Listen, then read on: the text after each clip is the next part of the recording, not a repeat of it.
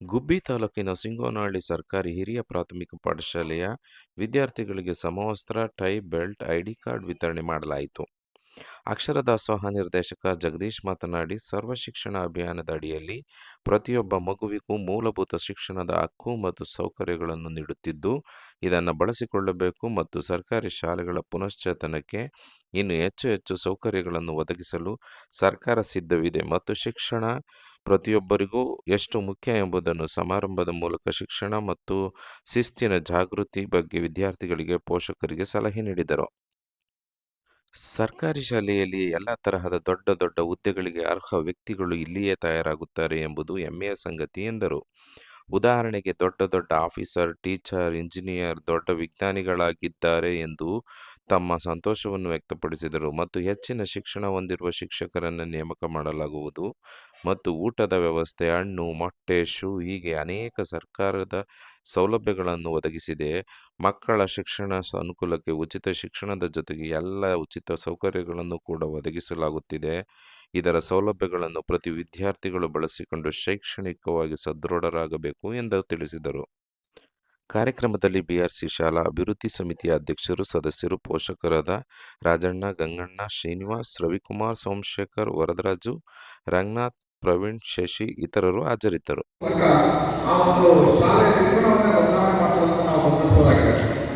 ಪ್ರತಿಯೊಬ್ಬ ವ್ಯಕ್ತಿಯಲ್ಲಿ ಸಹ ದುಡ್ಡಿರ್ಬೋದು, ಆದರೆ ಆ ಕೊಡುವಂಥ ಒಂದು ಮನೋಭಾವ ಇದೆಯಲ್ಲ, ಅದನ್ನು ನಾವಿಲ್ಲಿ ಗಮನಿಸಬಹುದಾಗಿದೆ. ವ್ಯಕ್ತಿ ತಾನು ಬೆಳೆಯುವ ಜೊತೆಗೆ ತನ್ನ ಜೊತೆಗಳನ್ನು ಸಹ ಕರ್ಕೊಳ್ಳೋದಕ್ಕೆ ನಾವು ಮನೋಭಾವದಿಂದ ಒಂದು ತಂಡವನ್ನು ಕಟ್ಟಿಕೊಂಡು ಎಲ್ಲ ವಿದ್ಯಾರ್ಥಿಗಳನ್ನು ಸೇರಿಸಿಕೊಂಡು ಈ ಒಂದು ಕಾರ್ಯಕ್ರಮ ಮಾಡುವುದು ಬಹಳ ಸಂತೋಷಕರವಾದಂಥ ವಿಷಯವಾಗಿದೆ. ಸರ್ಕಾರಿ ಶಾಲೆಗಳಲ್ಲಿ ದೊಡ್ಡ ದೊಡ್ಡ ಓದಿರುವಂತಹ ವ್ಯಕ್ತಿಗಳು ದೊಡ್ಡ ದೊಡ್ಡ ಸೈಂಟಿಸ್ಟ್ಗಳಾಗಿದ್ದಾರೆ, ವಿಜ್ಞಾನಿಗಳಾಗಿದ್ದಾರೆ, IAS ಆಫೀಸರ್ಗಳಾಗಿದ್ದಾರೆ, ಡಾಕ್ಟರ್ಗಳಾಗಿದ್ದಾರೆ, ಒಳ್ಳೆ ಟೀಚರ್ಸ್ ಆಗಿದ್ದಾರೆ, ಪ್ರೊಫೆಸರ್ಗಳಾಗಿದ್ದಾರೆ. ಈಗಲೂ ಸಹ ಸಾಧನೆಯಲ್ಲಿ ನಮ್ಮ ಸರ್ಕಾರಿ ಶಾಲೆಗಳೇ ಮೇಲ್ಮೆ. ಯಾಕಂತಂದರೆ ನಮ್ಮಲ್ಲಿರುವಂಥ ಶಿಕ್ಷಕರು ಸಾಧಾರಣ ಶಿಕ್ಷಕರಲ್ಲ, ಅವರು ಹೈಲಿ ಕ್ವಾಲಿಫೈಡ್ ಆದಂಥ ಶಿಕ್ಷಕರು. ಯಾಕಂತಂದರೆ ನೀವು ಯಾವುದಾರ ಬೇರೆ CET ಎಕ್ಸಾಮ್ಸ್ನ ಪಾಸ್ ಆಗೋರು, ನಮ್ಮಲ್ಲಿ 2-3 ರೆಕ್ರೂಟ್ಮೆಂಟ್ ಪ್ರೋಸೆಸ್ಸಲ್ಲಿ 2-3 ಎಕ್ಸಾಮ್ಸ್ಗಳಿದೆ. ಆ ಎಕ್ಸಾಮ್ಸ್ಗಳನ್ನ ಅಟೆಂಡ್ ಮಾಡಿ ನಮ್ಮಲ್ಲಿ ಬರುವಂಥ ಶಿಕ್ಷಕರೆಲ್ಲ ಒಳ್ಳೆ ಹೈಲಿ ಮೆರಿಟೆಡ್ ಆದಂಥ ಶಿಕ್ಷಕರು ಬರ್ತಾ ಇದ್ದಾರೆ.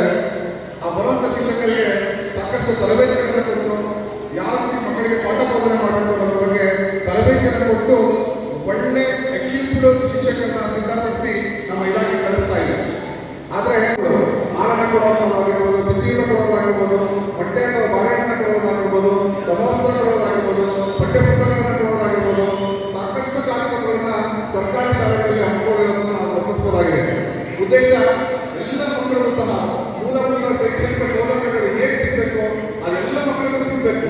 ಶಿಕ್ಷಣ ಹಕ್ಕು, ಎಲ್ಲರ ಹಕ್ಕು. ಅದು ಯಾರು ಅದನ್ನು ನಿರಾಕರಣೆ ಮಾಡೋಕ್ಕೆ ಅವಕಾಶ ಇಲ್ಲ. ಯಾವುದೇ ಒಬ್ಬ ವ್ಯಕ್ತಿ, ಯಾವುದೇ ಒಬ್ಬ ಮಗು ಎಲ್ಲಿರಬೇಕು ಅಂತ ಶಿಕ್ಷಣ ವ್ಯವಸ್ಥೆ ಇರಲೇಬೇಕು ಕಡ್ಡಾಯವಾಗಿ. ಶಿಕ್ಷಣ ಅನ್ನೋದು ಮಗುವಿನ ಹಕ್ಕಾಗಿದೆ, ಅದನ್ನು ತಪ್ಪೋದಕ್ಕೆ ಯಾವುದೂ ಸಹ ಅವಕಾಶ ಇಲ್ಲ. ಆ ಒಂದು ನಿಟ್ಟಿನಲ್ಲಿ ಸರ್ಕಾರದ ಜೊತೆಗೆ ಇಂದಿನ ದಿನಗಳಲ್ಲಿ NGOಗಳು ಸಹ ಪ್ರಮುಖವಾದ ಪಾತ್ರವನ್ನು ವಹಿಸ್ತಾ ಇದೆ. ಇಲ್ಲಿ ನಮ್ಮ HCA ಸರ್ಕಾರದಿಂದ 3-2 ರೂಮ್ಗಳು ಸಹ ಆಗ್ತಾ ಇದೆ. ನಮ್ಮ ಸಿಂಗೋನಹಳ್ಳಿ ಶಾಲೆಯಲ್ಲಿ 1.5 ಎಕರೆ ಜಾಗ ಇದೆ. ನಮ್ಮ ಶಾಲೆಯಲ್ಲಿ ನಾನು ಮಾತಾಡ್ತಾ ಇದ್ದು, ನಾನು BRC ಮನೆ ಯಾವುದೋ ವಿಷಯದಲ್ಲಿ 3ನೇ ತರಗತಿ ವಿದ್ಯಾರ್ಥಿಗಳು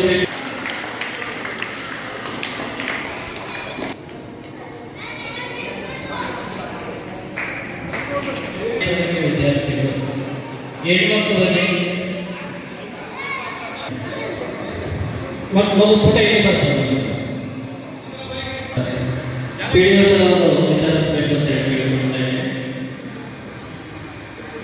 ವಿದ್ಯುಕ್ತವಾಗಿ 4 ತರಗತಿಗಳಿಗೆ ಮುಂದಿನ ದಿನಮಾನಗಳಲ್ಲಿ ಇನ್ನೂ ಹೆಚ್ಚಿನ ಶಕ್ತಿ ಕಾಣತಕ್ಕಂಥ ಯೋಜನೆಗಳನ್ನು ರೂಪಿಸಿಕೊಳ್ಳಿ. ಯುವಕರ ಪಾತ್ರ ಇವತ್ತು ತುಂಬ ಪ್ರಾಮುಖ್ಯತೆಯನ್ನು